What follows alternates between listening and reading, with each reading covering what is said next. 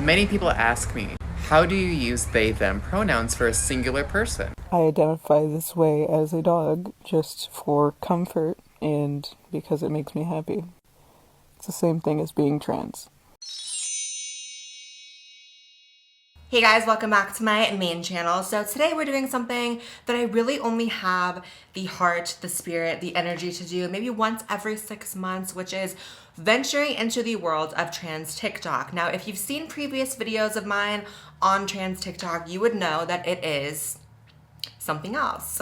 It is really its own very specific corner of the internet, and anytime you log into it, you're gonna see things that shock you, surprise you, that you agree with, that you disagree with, that you hate, that you love, and some things that just make you wanna log off the internet forever. So I am reacting to trans TikToks that you guys sent me. I have not seen any of these before. This is gonna be my first reaction, and we're gonna see what happens. I know you guys love these videos and request them all the time, and they're very easy for me to make and fun to make, so it's a no-brainer, so let's go. But first, I do have an announcement. If you've noticed the very intense change of background here, this is actually the set of my new podcast, The Blaire White Project, launching on Thursday. Now, a few things. The podcast will look a bit different. We're filming with a different camera. This is just me filming a quick YouTube video for you guys, but it is launching exclusively on my Patreon. Now, I figured since half of YouTubers now are selling their coochies on OnlyFans, I figured I could probably sell a really dope podcast on Patreon,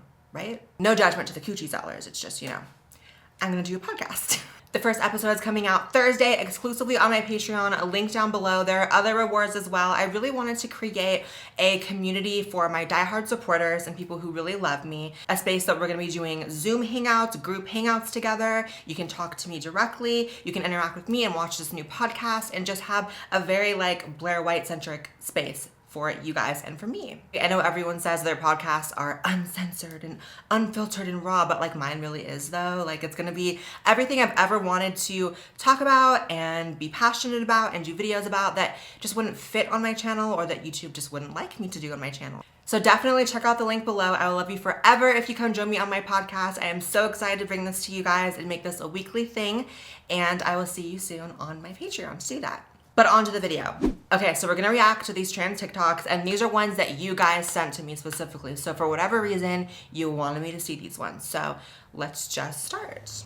Okay, so a lot of people seem to be confused about my sex and gender, so I thought I should clear that up. Basically, I am a biological woman. I was born female, and then when I was 13, the transgender trend was really taking off. I also was mad at my boyfriend and thought it would be funny if I transitioned and made everyone think he was gay. So I did. And it worked, and I lived as a man for 3 years. I got my boobs cut off. My voice used to be so much higher, unfortunately got a lot deeper, and I got a penis installed. Then 3 years after I transitioned to male from female, I had a moment where God spoke to me, and God told me that my purpose in life was to be a hot bitch and a prostitute. So I detransitioned, and it kind of sucks that I lost my boobs and only have these little ones that I grew from taking female hormones again. And that my voice got deeper when it used to be like Bubbles from Powerpuff Girls, but still I am a proud, detransitioned, female to male to female, adult human bimbo. That was a whole journey. I can't say I followed it entirely. I can see why you guys wanted me to see it, but I don't know. I don't know if that was real. Was that real?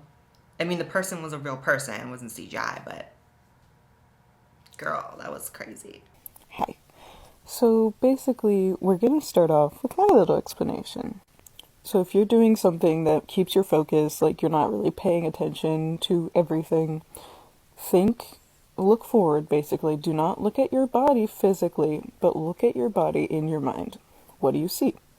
I see a dog, but I can't fully be sure what the breed is. Looks like a Doberman. I'll explain the details in a different video. Has the body of a Cane Corso. I think it's a Doberman and Cane Corso mix. I identify this way as a dog just for comfort and because it makes me happy. It's the same thing as being trans. Just identifying that way because that's I hate when they say that. Y'all knew exactly what to send me. So we've talked about the trans species people before. It's not the same thing as being trans. I'm sorry. I do not identify as trans to make me happy or for comfort. In fact, it was a very uncomfortable process that had a lot of unhappiness along the way. Honestly, I just feel like everyone kind of wants to claim trans, and you know, whether this is a fetish or a hobby or a club or whatever it is, I think for all these trans species people, it is a different sort of thing, but I would really appreciate it if they didn't say it was trans, because that's ridiculous. Are all the ones you guys sent me crazy like this? Let's do the next one. Many people ask me, how do you use they, them pronouns for a singular person? Is that a filter? Well, it's really easy. All you have to do is use it the same way that you would talk about a group of people. So for example, I, Addison, use they, them pronouns. I don't think in that case, you talk about me like this. I know Addison. They are amazing. Their dress and their hair are amazing. And I'm so proud to know them. Now, a fun fact about they, them pronouns is that they've been used in a singular context for centuries. Even going back to Shakespearean times, there's actual documentation in literature using they and them in singular contexts. But if that still doesn't convince you to use they, them pronoun, I'll leave you with this piece of information. Our language is constantly changing and adapting. We're evolving to find new terms and language to self-identify. So get with the times. Don't be an asshole. Okay, so I don't know if y'all sent me that one thinking I was gonna hate it. And I'll tell you the reason why I don't particularly hate it. It's because it's not like, you know, Addison. Addison is claiming to be a trans woman and wanting to go by like she and her and getting upset if you don't say she and her. I mean, I have seen some trans women who like grow out full beards and like do your thing, live your life, but you can't be mad at people when they don't call you she and her subconsciously on the street. And that's not what Addison is doing. So you know, this is really not my thing. I don't think anyone who knows of me or about me would think that this is like my thing or particularly my type of person. However, I'm not that mad at it. Okay, this next one was sent to me from one of my supporters because I had mentioned that I didn't understand what a demi boy or a demi girl was, which is like one of these terms, one of these gender identity terms. And this is supposed to be an explanation according to their message. So let's see. Hello, I'm Blue of Child's Education, and I'm here to talk about demi-genders. They're better known as demi-boy and demi-girl. People who identify as a demi-gender identify somewhere between non-binary and a binary gender. Most often, it's about halfway. They often use he, they, or she, they, but that is not a requirement. They would fall under the non-binary umbrella in most cases. Thank you for listening. Hello. I can't say I get it still. A halfway between non-binary. I'm not gonna lie, I don't feel like that video explained it at all, at least not in a way that I understood, so I don't know. Shout out to you, but I still don't get it, just being honest. Okay, so this next one is allegedly about how you don't need to tell men that you have intimate encounters with, that you are trans if you are trans. Let's see her reasoning. I don't think that anybody owes you their identity. Trans women are women, period, no matter what surgeries they have or had not had. And for 99.9% of trans women who have had bottom surgery, you would not be able to tell the difference, especially if they have any sort of hair going on. You wouldn't be able to see a scar. You wouldn't even know. I will say, I don't know how true this is, because I have personally talked to quite a few men who are interested in trans women and also biological women, and they tell me there is quite a difference between a post-op trans woman and, you know, a biological female's parts down there. I have personally heard that there is a difference. But honestly, in my opinion, even if you can't tell the difference, and if you are one of those people that have had the surgery and like visually you can't tell any difference, I do think it is unethical to like refuse to disclose it. Always tell people that I'm trans because I'm scared of violence, but I shouldn't have to because I'm a woman and that's what matters. I am not lying. I am not deceiving you. It's just like a bi person, you know, only being in a straight relationship and not telling them that they're bi. It doesn't matter. I don't think it's the same thing. I do like that you said that, like, you do tell everyone because that is the safest thing, but I don't think it's the same thing. I really don't.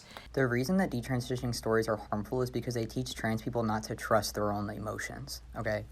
Right now, the transition that I'm experiencing is testosterone, and I have a double mastectomy set up for December. I just read a Snapchat story about somebody who started testosterone when they were 1 year younger than me when I started, and they ended up getting a double mastectomy as well. In the story, they were saying that they were not old enough to understand the complexities of gender, and they weren't old enough to understand the true effects of hormone replacement therapy and cosmetic surgery. They're now using their own experiences as a way to attempt to ban puberty blockers for people under 18, which is obviously harmful. But in general, trans people are always told that they're not trans. That's the continuous narrative, is that transness is a choice, is that you don't have to transition, you don't have to go by different pronouns, you can just stick with it and it'll be okay. So to share detransitioning stories, which is basically just a validation of that narrative, is harmful, and it will continue to be harmful whether you believe it or not. I completely disagree. I feel like if you're failing to acknowledge an entire end of the spectrum when it comes to the transgender narrative, good, bad, or indifferent, then you're doing a huge injustice to everyone. I think especially when it comes to younger people, you're talking about someone who was younger, who got double mastectomy, which is the removal of the breast, and regretted it. That's an incredibly crazy, traumatic thing to go through. And if you have a right to tell your story about your transition, they have every right to tell their story about their detransition. And I am not personally, invalidated or feel doubts about my own transition because other people feel doubts about theirs. It should never affect how you feel about yourself. Furthermore, honestly, I feel like the trans community really verges on this cult-like mentality of excommunicating people. And when someone detransitions, they don't want that person's story told. They don't want that person to have any kind of platform. And they don't want that person to be able to just freely say hey, some people regret this. I'm not saying the trans community is a cult, but I feel like any group is susceptible to cult-like tendencies. And that is definitely one of them. Throwing someone out of the church and being we can never talk to that person again, that person can't speak. It's kind of okay. And I know some detransition people go a little bit hard with it and they try to pretend as if because they detransition, that means no one can be happy when they transition. That is another side of it as well, and I always find that annoying personally. But they have a right to say what they have to say. And I don't think that it does anyone any good by trying to hide that there are people who regret transitioning. So I do disagree with you. So this is something that's really important to remember when everybody's making a lot of detransition content, especially in regards to TikTokers or whatever that are detransitioning. This is something that's really important to keep in mind.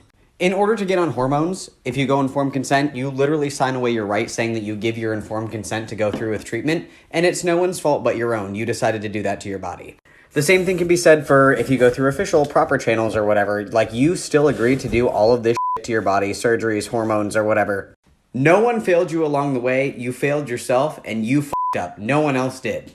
This whole fear-mongering bullshit or whatever that we need to make medical transition harder to access because a few adults gave their informed consent to medically transition and regretted it later is so fucking stupid. Okay, I do agree when it comes to adults, but you have to admit there's a much more nuanced conversation when it comes to underage people, because those people that are underage signing away their rights when it comes to this, you kind of can't do that when you're a kid. And honestly, there are adult narratives of detransition online and people telling their stories, but I feel lately in the past 2 years, the overwhelming majority of those stories are from underage people, are from teenagers or very young adults that were teenagers when they transitioned. Does that mean it's always going to end up bad? No. But again, this refusal to acknowledge the nuanced conversation of underage people going through permanent surgeries, this is the downfall of the trans community, and I'm letting you guys know now as a trans person who actually has, for the most part finished my transition and assimilated and, is a part of the real world and not just in this echo chamber of only trans ideology and only other trans people. This doesn't translate well to the general population. The trans community completely blocking out and refusing to acknowledge that there is some messiness to be discussed when it comes to kids is the biggest source of disconnect. So while I do agree with him when it comes to adults, if you're an adult, girl, you done goofed. But when you're a kid, it's very different. Oh my gosh, that's all of them. Okay. that is all the TikToks. I hope you guys like this video. Make sure you subscribe to this channel as well as my second channel. I'll put an annotation on the screen somewhere. You can do that. Follow me on Twitter and Instagram because I post on there way more than I do on here. And follow me on Patreon. Join my Patreon to see my new podcast, The Blaire White Project, coming in just a couple days. I cannot wait to see you there. And I so appreciate any and every amount of support on this podcast that I can get. I am so excited. Love you guys. See you in the next video. Bye guys.